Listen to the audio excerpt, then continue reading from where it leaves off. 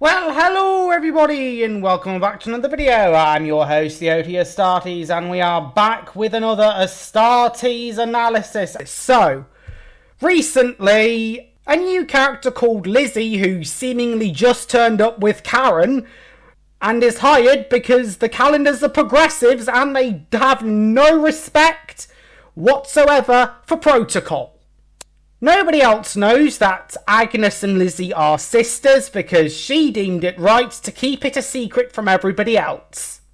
Again, no respect for protocols. So at the end of episode 3, we found out that Matron Bottomley is the one who persuaded Rosamund to give up her firstborn. So Hetty decided to go to the prison where she was being held, the same day as a game of croquet was being held, and she practically got no information out of Matron Bottomley, who lied to her. At the end of episode 4, we find out that Matron Bottomley is aware of where Charlie is, as we see her writing quite a manipulative letter to him. Meanwhile, at the croquet game, we meet Robert Grenford, who is a manipulative pile of shit. And if you thought that last episode was illogical, well, ladies and gentlemen, the logic has been thrown out of the window and blown up like a grenade. But let's get on with it. And we're halfway through Series 4, folks. Our opening scenes are of Agnes and Lizzie rushing off to work, and Lizzie forgetting her bonnet and going back to fetch it. Brody then announces that they are looking for a lady's maid for Rosamund and Emily, who will be turning 16 in a few weeks' time. Well, looks like Rosamund's in for a fun few years, folks, because she could expect house parties, every room in the house being thrashed, shit music being played loudly. As you would expect, this opportunity gains interest from the staff, especially Agnes and Sheila. Sheila then nebs in, asking if this will affect the position of the housemaid, in which Brody responds by reminding her how she feels about people stepping out of line. As Agnes has already expressed her interest, she is given a trial shift. Lizzie is also given privy cleaning duties as enforcement for being late. As a little side note as well, Mrs. Whittock has turned into Joe Biden and gets Sheila's name wrong. Wouldn't it be the cherry on top if the calendars immediately forced her out without her knowing? Sheila also overhears half of the conversation of Agnes responding to Lizzie calling her Aggie again, which sparks her suspicions. After the title sequence, Edwin and Gideon gawp at a tree and talk about it. They are also about to move on, but Edwin decides that he wants to finish his book. Meanwhile, Constance is running about the place and causing a racket, and nearly knocking over a table in the process. The whole room is a rather stressful situation for Agnes because she's multitasking by doing Rosamund's hair as well. She is also asked to provide some more decorum and offers to plait Constance's hair in a very parental manner, which is praised by Rosamund. And after this, Agnes is asked if she has any siblings, and she lies about it by describing them as missionaries in Africa, which then also perks up Emily's interest.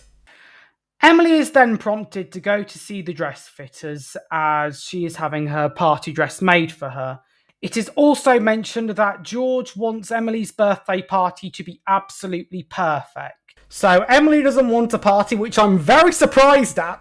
Rosamund then says that she will be out for the day and tells her to set an example to everybody else, as Emily sarcastically acknowledges and leaves the room. And when she does so, she spots Hetty and offers to swap places with her. How this will work is that Hetty will be fitted for the dress instead of her because in her mind, they are both the same height. However, this photographic image very much disagrees with that statement. Thank you very much. Emily will be studying with Henry. Outside, Agnes is hanging out the washing when she runs into Lizzie sewing something for her other sibling, called Mabel. Agnes's name is on it and this very much displeases her. She gives a reason as to why she should keep it a secret, and that's because, according to her, only women from respectable families become ladies' maids, as she wants to send more money home to Karen. Lizzie then suggests aloud that they should tell everybody afterwards, as Brody then approaches to send her back to the kitchen, because Mrs. Whittock Biden isn't there at the moment. Agnes is then ordered to watch her as well. On her way to see Henry, and while being spied on by Brody briefly, Emily bumps into Gideon, who is asking for Jack's whereabouts. Emily wants him to forget that he ever saw her. She then dashes off, and at that moment Sheila comes as well, with word from Jack to meet him in the greenhouse. Back inside, Hetty is trying on a dress, and is suffering as well, as the pins are hurting her. Brody then arrives, first presuming that Emily had told Hetty to swap places with her, secondly pointing out her scything at the croquet game. He tells her to be careful because the Calendars wouldn't want a staff member who knows all of their secrets and will not tell anybody, but also warns Hetty that she will need to repay the favour at some point. Gideon then goes to see what Jack wanted to see him about. As he enters the greenhouse, Jack immediately closes the lid on a box which contains something that they don't want Gideon to see. This frustrates Gideon because he was lied to by Edwin, who comes up with an excuse which is not believed. So, back in the kitchen, Agnes offers to stir the custard for Lizzie to allow her to continue on with her sewing. However, when she is gone, Agnes just leaves it as it is. Elsewhere, Emily asks Henry to borrow his book when we get the revelation that he is going to Oxford for university. Emily reminds him that he could study in London to become a doctor, but he disagrees with that and wishes to become a lord instead. This is upsetting news for her, as she will not have anybody to study with. Well, looks like he will come back identifying as a cat and using they, them pronouns. Sheila is talking to Gideon about Agnes's job and imitates her. She is then called in by Mrs. Whittock Biden, who thinks that Gideon is her sweetheart and confuses her for somebody else. Her Biden senses are tingling as she smells burning custard, which is then placed under the tap to cool off for a while. Lizzie and Agnes are both blamed for this, and Lizzie decides that now is the time to tell everybody the truth. Sheila then realises it and points it out before anyone else does, and Agnes's lies are exposed, as well as a hookup culture joke is made. Agnes is then strongly disciplined. Immediately after this, Agnes runs away in floods of tears whilst everybody gets back to work. Sheila then fetches some eggs from the chicken house and catches Edwin. She then looks around for the sake of it and eventually finds a book with a spelling test enclosed in it, which she steals. Henry's father has had some discussions with George as Emily comes up to gather her point across with her father. But George says that this is none of her business and leaves. Now that she has the chance, Emily goes off to have a word with Lord Goodall.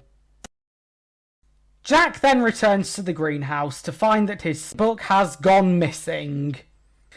Back in the kitchen, Agnes is still nowhere to be seen, and Brody decrees that she has until 3 p.m. to return. Brody leaves, and so does Lizzie shortly afterwards, telling Sheila to cover for her. Gideon then rips on Jack as he comes in looking for his book that he believes is in Gideon's possession, which seemingly ends their friendship at that moment on Jack's part. And we also see Sheila quickly drinking her tea, because she's the one who has it at the moment. Elsewhere, riddled with guilt, Agnes is sitting under a tree feeling sorry for herself, and for some odd reason she's managed to escape. And eventually she is found by, surprise surprise, Karen, who is accompanying one of her sisters as well, one of her many sisters. who then return her to her rightful home, greeted with family reunion, and greets the newest addition to the family. Also being held by her Auntie Jessamine. Now, could I just point this out? I take it she is not a biological aunt. Back at Calendar Hall, Henry is extremely pissed off with Emily, who decided to interfere in family matters. So now, because of her, his father won't be able to pay for a room for him, meaning that he will be living with his aunt. Emily tries to justify this by saying that London would be better off. Henry then states the fact that this was all for Emily's selfish gain, and then he walks out. Good on you, Henry! So, back to the Duffet household, Lizzie rushes off home to find Agnes, as she suspects that she could be there. And would you believe it? She's right! So, Agnes will not tell anybody as to why she has returned home, so it's up to Lizzie to half tell her mother the truth, when eventually we find out that Agnes will not return out of shame. And as predictable, Agnes, after a prep talk, changes her mind to face the music. Emily's also in regret over how she has humiliated Henry because of her selfish dreams. Rosamond just so also happens to be there, who then prompts Emily to try on her new dress as she wouldn't want to disappoint George. But she's already done that once today. Emily confesses that she has made things worse by interfering, and fears that she may no longer be able to learn without Henry. So Rosamond says that sometimes it's difficult to see past what we want. They then talk about George wanting what is best for his daughter, and Rosamond advises as the party for an opportunity to make new friends. Meanwhile, Gideon is gardening, and he has given back Jack's spelling book by Sheila, who wants the fact that she was in possession to be kept a secret. Now, the clock is about to strike 3, which means that time is up for Agnes, which is almost reported to George by Brodie. But he's in a rush as we see running shots of Emily, Agnes and Lizzie immediately turning into The Flash from DC, A-Train from The Boys, and Accelerate from Ben 10. There's some nostalgia. As the second George enters the room, Emily is stood there in her dress, which still has some pins in it, meaning that it is incomplete. Emily then tells George how she has made things worse and apologises.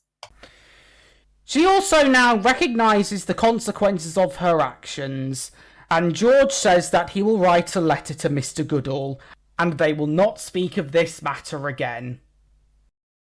And on the subject of taking accountability, Agnes also apologises and defends her family and will withdraw her application for lady's maid as per Brodie's orders.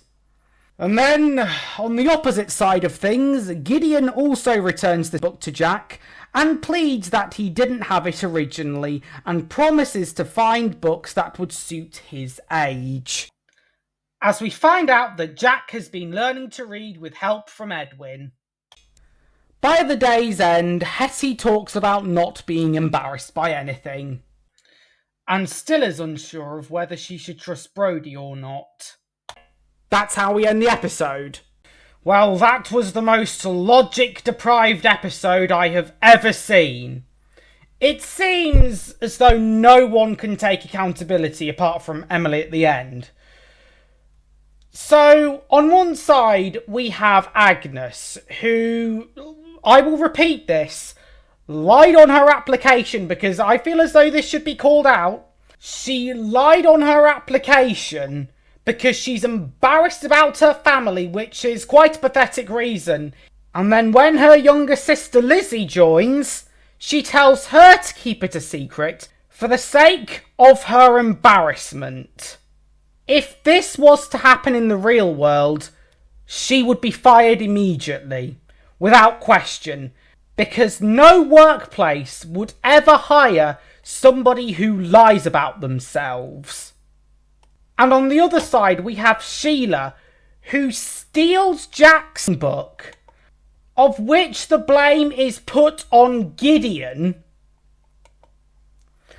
and she still says nothing about it. And when she gives Gideon the book, she says not to tell anybody. This episode alone shows why the calendars are one of the worst employers in the history of mankind. Because they hire just any random person off of the street, their main cook has dementia, and one of them lies on their application because they are embarrassed about their family.